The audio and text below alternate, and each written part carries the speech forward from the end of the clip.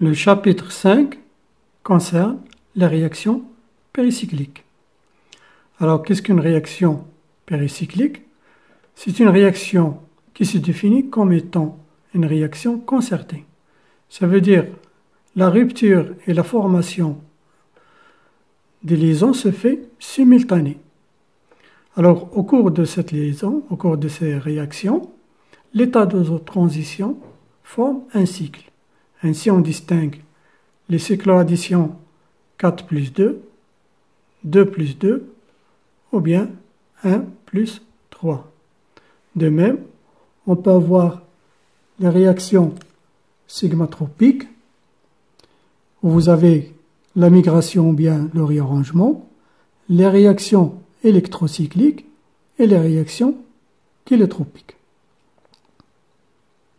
Alors, comme vous voyez dans cette diapo, donc là, vous avez les produits de départ, les produits d'arrivée, et vous avez l'état de transition. Alors, comme vous regardez ici, l'état de transition, il est cyclique. Ça veut dire que vous avez la rupture et la formation des liaisons en même temps, que ce soit dans la cycloaddition, le réarrangement électrocyclique, où vous avez l'ouverture du cycle, ou bien le réarrangement des liaisons sigma, qu'on appelle le réarrangement sigmatropique, ou bien dans les réactions kélétropiques. Alors, ces recherches, les pionniers de ces recherches sont les savants Diel-Alder. Ils ont eu le prix Nobel pour cette découverte. Alors, on commence par les cycloadditions 4 plus 2.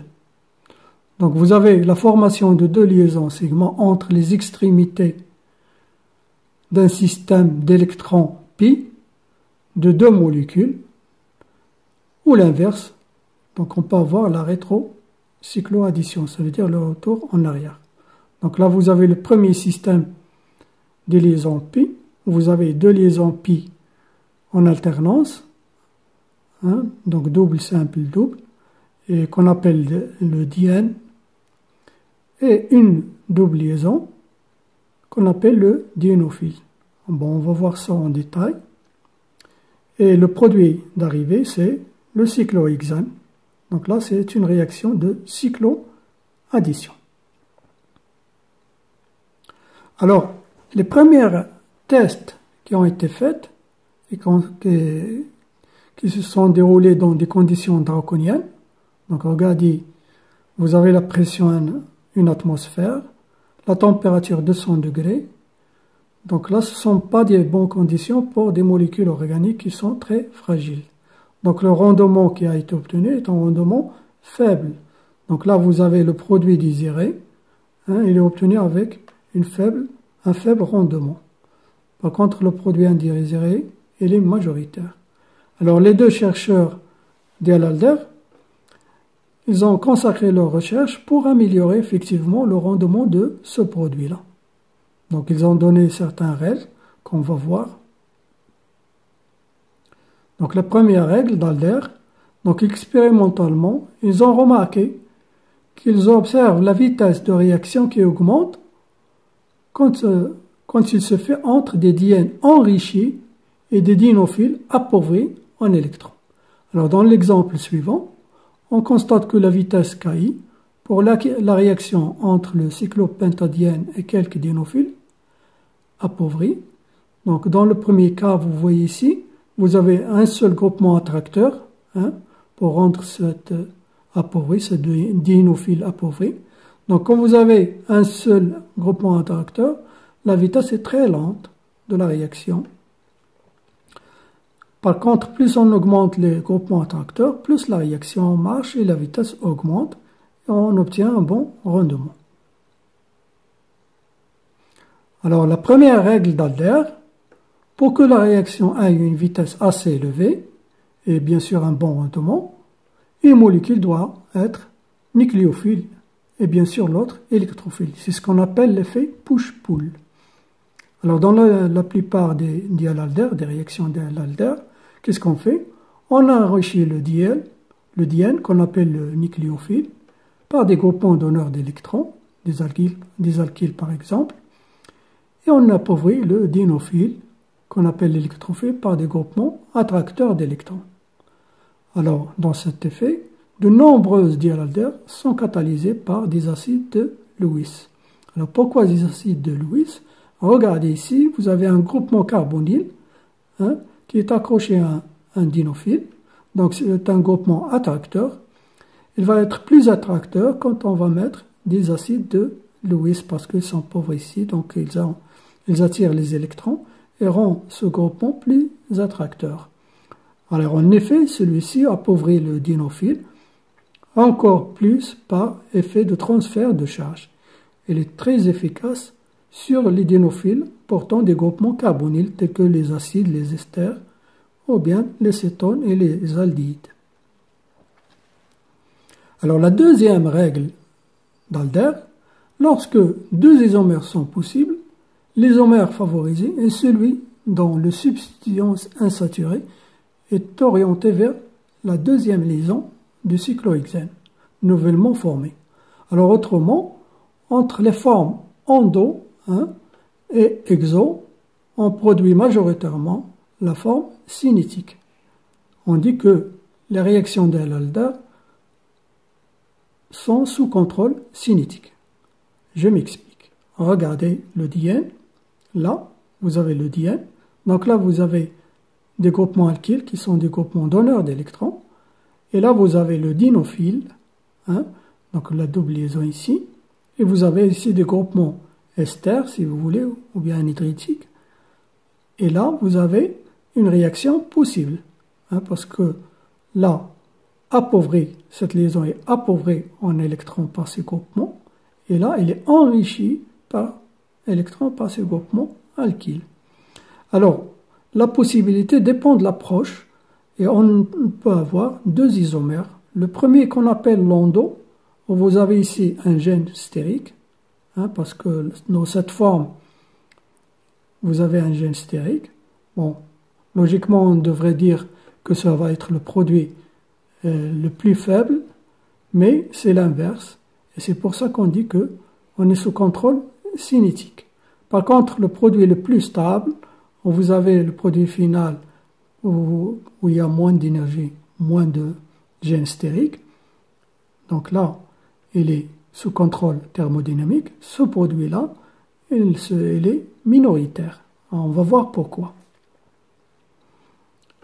Alors regardez dans un autre exemple ici. Donc là, on enrichit davantage le diène par ces groupements donneurs d'électrons. Et là, on obtient le produit. Donc le cyclohexane, vous l'avez ici. Le cyclohexane, vous avez le groupement donneur. Et là, vous avez des groupements attracteurs. Alors, on obtient deux isomères. Alors là, on associe l'effet cinétique à l'effet thermodynamique. Pourquoi?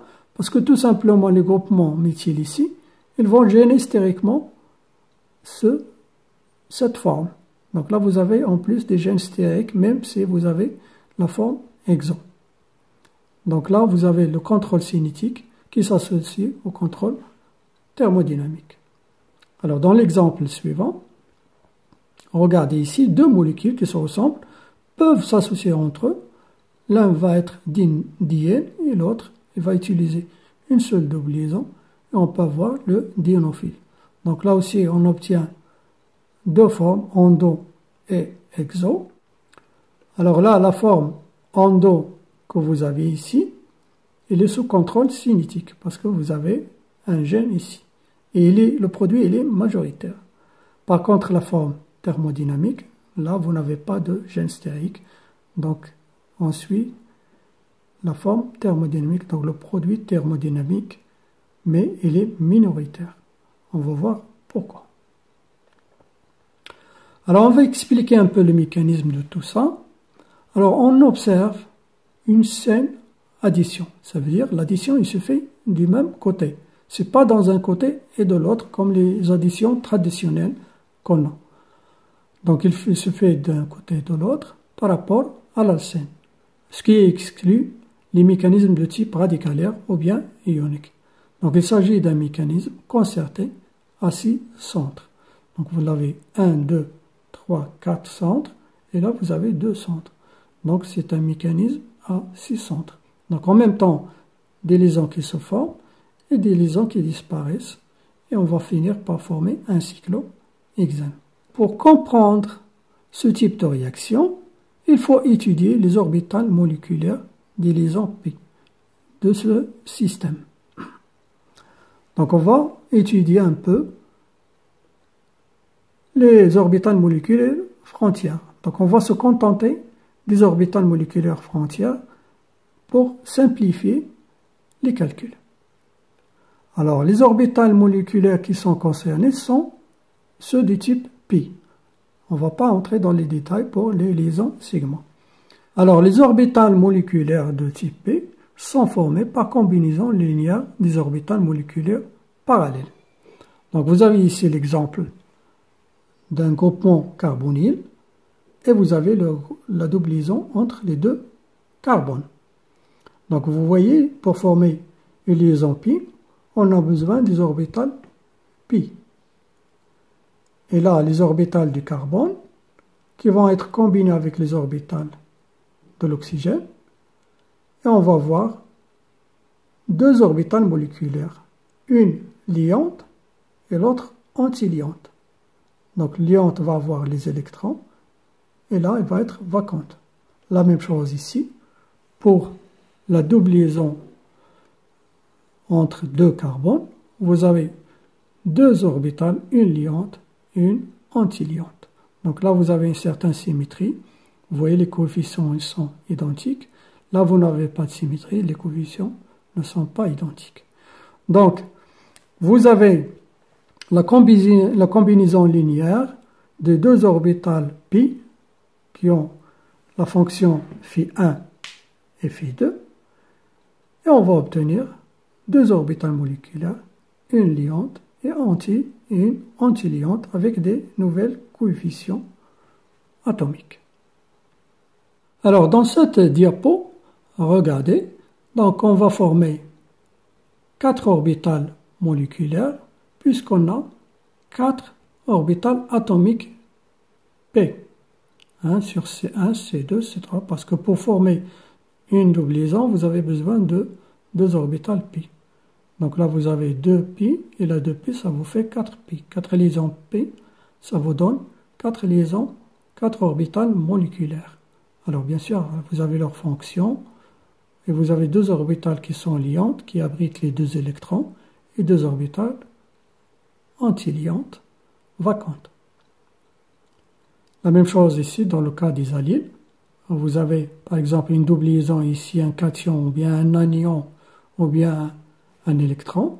Vous formez 3 orbitales, l'homo, la limo dans le cas du cation, et l'homo et la limo dans le cas de l'anion. Donc ils n'ont pas le même niveau d'énergie. Alors dans cette diapo, dans le cas des systèmes allyliques, selon qu'il s'agit d'un carbocation, d'un radical ou d'un carbanion, comme c'est le cas ici, donc vous avez un carbanion, il existe alors une orbitale moléculaire supplémentaire dite non liante, que vous avez ici au milieu. Alors l'énergie de cette orbitale moléculaire est égale à celle d'une orbitale de pz d'un radical méthylé. Donc vous avez la même énergie d'un radical. L'atome central ne participe pas à l'orbitale moléculaire. Donc on va utiliser dans ce cas les orbitales liantes que vous avez ici et les orbitales antiliantes que vous avez ici. Donc celle d'au milieu ne va pas participer. Alors pour simplifier, on utilise l'approche des orbitales moléculaires frontières qu'on appelle l'HOMO, LIMO. Alors dans ce cas, les électrons de l'HOMO et les orbitales moléculaires occupées de plus haute énergie se recouvrent avec la LIMO, l'orbitale moléculaire inoccupée de plus basse énergie. Donc par exemple dans le cas de la diène, du composé diène, donc vous avez deux possibilités. avec le diène ici et le diénophile ici. Donc, une HOMO va pouvoir réagir avec l'HUMO de l'autre. Donc, cette possibilité existe dans ce sens et il existe dans ce sens. Alors, on va voir lequel qu'on va prendre, quel sens on va prendre. Ça veut dire quelle est la molécule qui va utiliser son orbital HOMO et quelle est la molécule qui va utiliser son orbital LIMO. Alors pour cela, vous avez ce qu'on appelle le principe de la méthode des orbitales moléculaires frontières, la règle de Woodward-Hoffmann.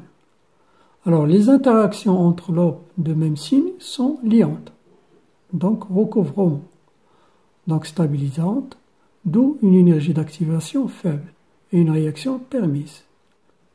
Par contre, les interactions entre deux lobes de signes différents est antiliante, donc vous n'avez pas de recouvrement, donc déstabilisante, d'où une énergie d'activation élevée et une réaction défendue. Regardez ici. Donc voilà les orbitales moléculaires de l'HOMO. Donc vous avez les liantes, donc le même signe. Alors les extrémités, dans ce cas, peuvent agir, puisqu'ils sont de même signe. Donc la LUMO de diénophile il peut réagir avec la LUMO de diène. La même chose, la LUMO du diène, il peut réagir avec l'HOMO des diénophiles. Alors on va voir, est-ce qu'on va utiliser ce cas ou bien ce cas. Alors pour cela, on va voir le diagramme montrant l'interaction entre les orbitales frontières du bêta-diène et de l'éthylène. Alors on va étudier l'énergie de différence dans les deux cas. Donc regardez, dans le cas où l'HOMO, où le diène va utiliser son HOMO, et le diénophile va utiliser son LIMO. Donc la transition de là à là, ou bien l'inverse, la transition de là à là, pour former les orbitales liantes. Alors, comme vous voyez ici, dans le cas où le diène utilise son LIMO et le diénophile son HOMO, la différence d'énergie est 11,5 électronvolts, donc plus élevée. Par contre, dans le cas de lorsque l'HUMO, le diénophile utilise son LIMO et le diène utilise son HOMO, la différence d'énergie est 10,6 électronvolts. Alors la différence d'énergie plus petite dans la réaction favorisée est celle qui met en jeu la HOMO du diène et la LUMO des diénophiles. Alors une petite remarque, la molécule qui partage ses électrons, le diène, est dite nucléophile parce qu'elle est riche en électrons. Celle qui reçoit le diénophile est dite électrophile.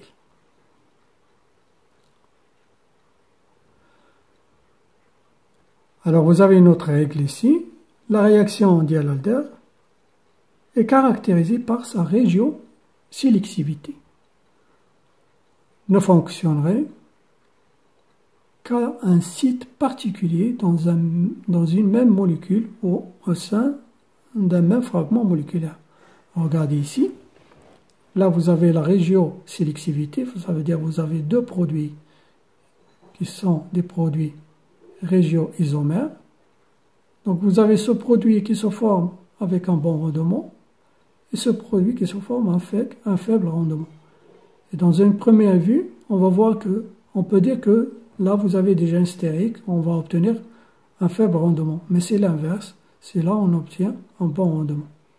Alors tout ça, il a une explication. Donc quand vous avez la régiosélectivité, vous avez aussi la stéréosélectivité. Donc le produit qui se forme est en faveur d'un produit à stéréochimie particulier, plutôt qu'un autre stéréoisomère. Donc c'est la règle de l'endo et l'oxo. Donc là, on obtient pratiquement la forme endo. Par contre, l'exo, elle est très faible, on ne l'observe pas. Ceci s'explique par la stéréochimie de la réaction. Alors on a dit que ces réactions se font d'une façon syn, ça veut dire dans deux plans.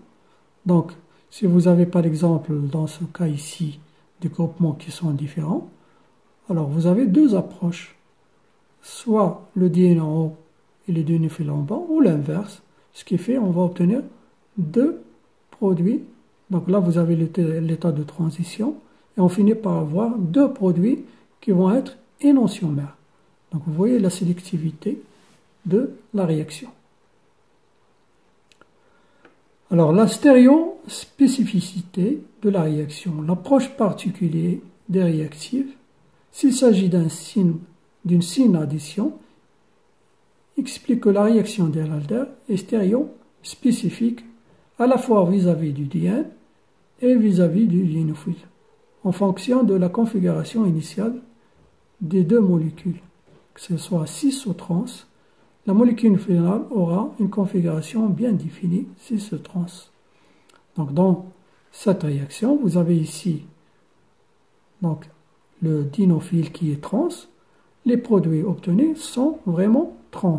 On ne peut pas obtenir les produits cis à partir d'un diénophile trans.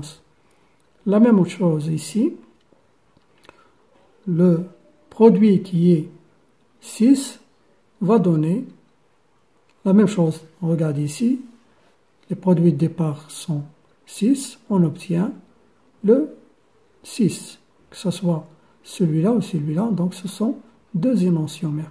Donc on obtient toujours un mélange d'énantiomères. Vous avez aussi la stéréospécificité vis-à-vis d'une diène.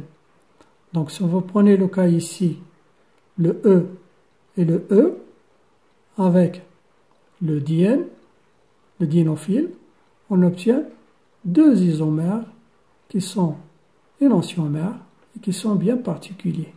Donc on obtient ici le 6 et le 6. La même chose, si vous ajoutez par exemple ici le Z, avec le E, on obtient deux produits bien définis qui sont le trans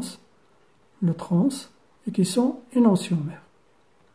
Dans la règle endo, si vous prenez par exemple un diène avec un diénophile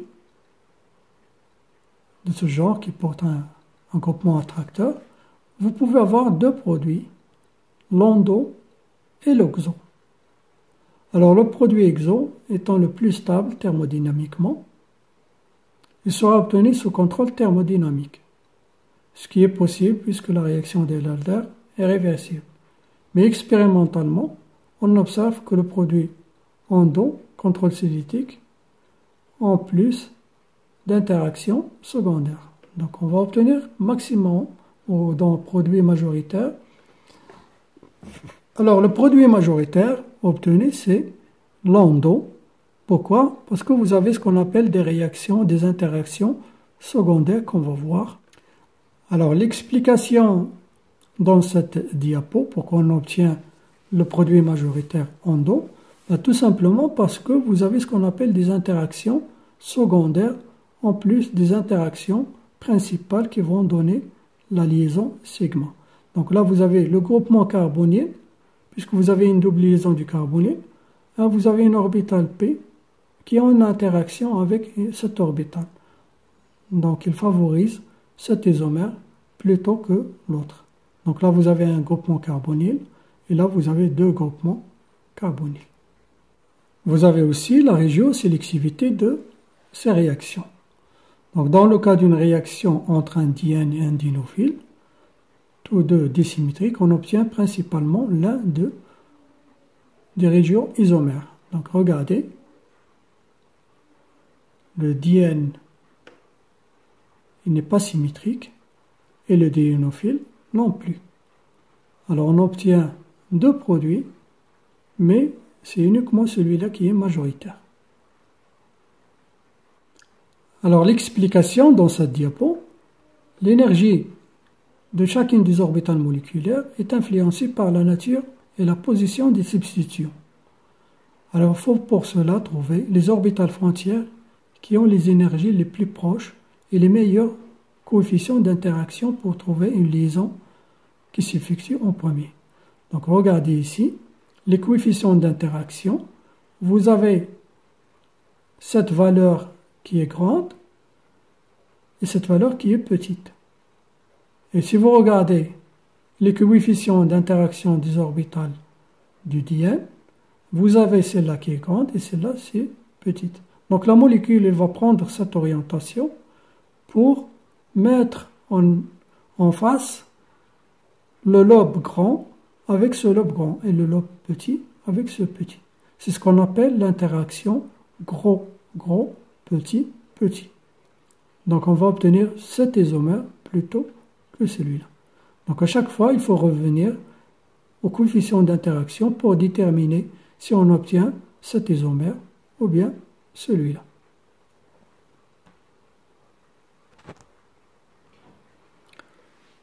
On va voir maintenant les réactions 1,3 dipolaires.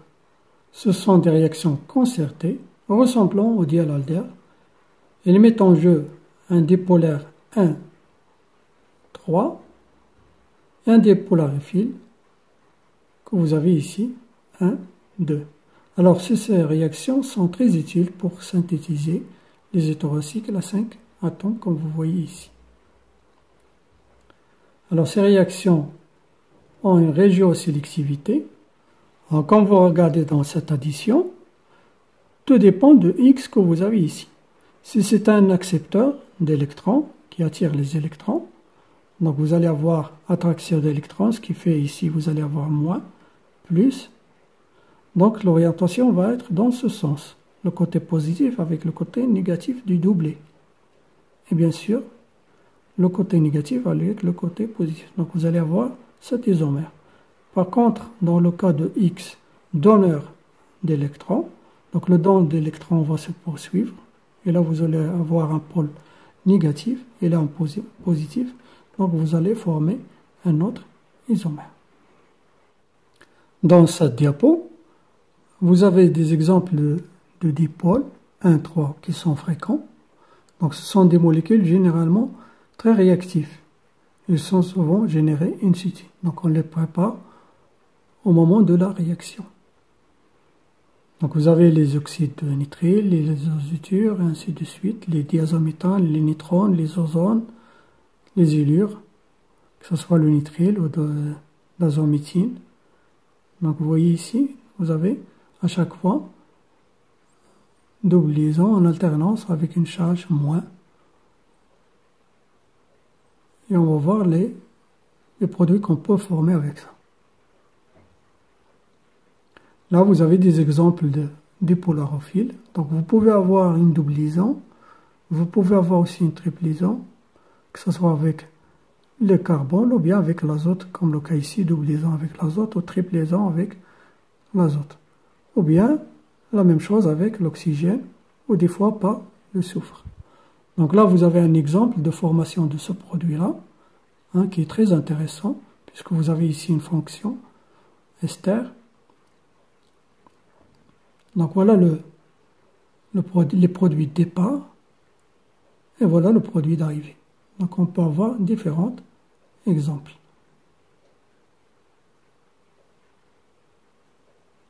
Alors là aussi vous avez une stéréochimie. Donc ces réactions sont analogues aux réactions de dial-aldère. Pourquoi? Parce qu'ils connaissent aussi des additions syn qui sont stéréospécifiques. Donc regardez l'addition, il est syn. Alors dans ce cas, vous avez le produit de départ qui est symétrique. Donc on va obtenir cet isomère. Mais le Z ne peut donner que le 6. La même chose, le E ne peut donner que le trans. Bien sûr avec l'addition de son énantiomère. Donc on obtient 2 énantiomères possibles. On ne peut pas obtenir les 4. Alors là, les composés aussi connaissent la régiosélectivité. Ça veut dire qu'on va avoir un produit et pas l'autre. Là aussi, ils suivent la règle de gros, gros, petit, petit.